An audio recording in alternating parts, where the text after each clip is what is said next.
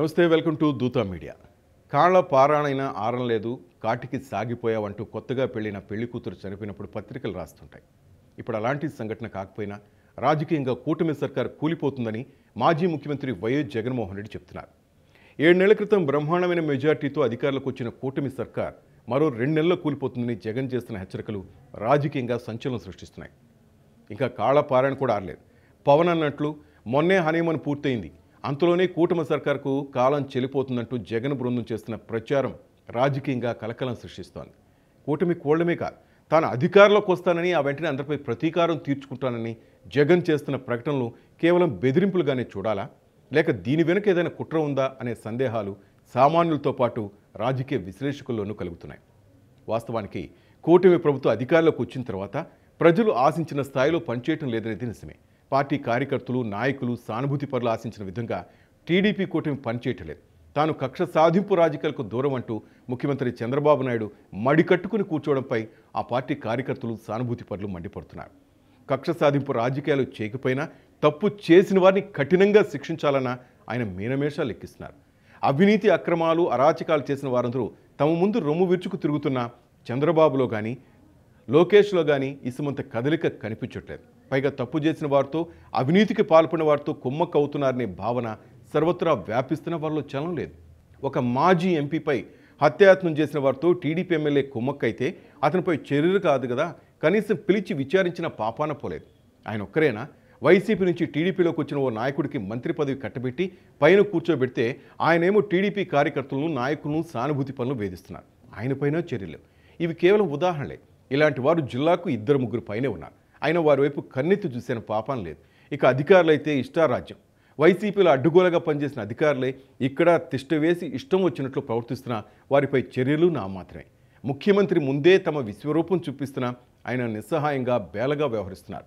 అసలు రాష్ట్రంలో కూటమి పాలన ఉందా, లేక వైసీపీ పాలన ఉందా అనే చర్చ సామాన్య ప్రజలు కూడా సాగుతున్న పరిస్థితిలో జగన్ చేసిన బెదిరింపులు ప్రాధాన్యతను సంతరించుకున్నాయి.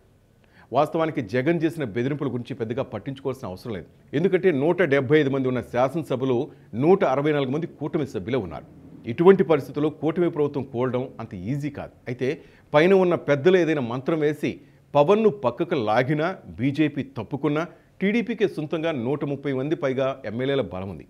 టీడీపీ ప్రభుత్వానికి ఇప్పటికిప్పుడు వచ్చే ప్రమాదం లేదు. అయితే చంద్రబాబు, ఆయన కుమారుడు లోకేష్ వైఖరిపై టీడీపీలో కొంతమంది సీనియర్లు తీవ్ర అసంతృప్తిగా ఉన్నారు. ఈ అసంతృప్తిగా ఉన్న వారు ఎంతమందో తెలియదు. ఒకవేళ అసమ్మతి బృందం కనుక భారీగా ఉంటే జగన్ వ్యాఖ్యలను పరిగణలోకి తీసుకోవాల్సి ఉంటుంది. ముఖ్యంగా జగన్ను ఓడించడంలో కీలక పాత్ర పోషించిన కమ్మలను చంద్రబాబు, ఆయన కుమారుడు దూరం పెడుతున్నారు. ఈ వర్గం కనుక ఒక్కసారి ఎదురు తిరిగితే జగన్ అన్న మాటలు నిజం అవడానికి ఎంతో సమయం పట్టదు. ఎన్టీఆర్ వంటి నాయకునే పార్టీ కార్యకర్తలు కాదనుకున్నారు. ఒకసారి కార్యకర్తకు, అధినేతకు దూరం పెరిగితే వారి ఆకాంక్షలు నెరవేరకపోతే ఇక అంతే.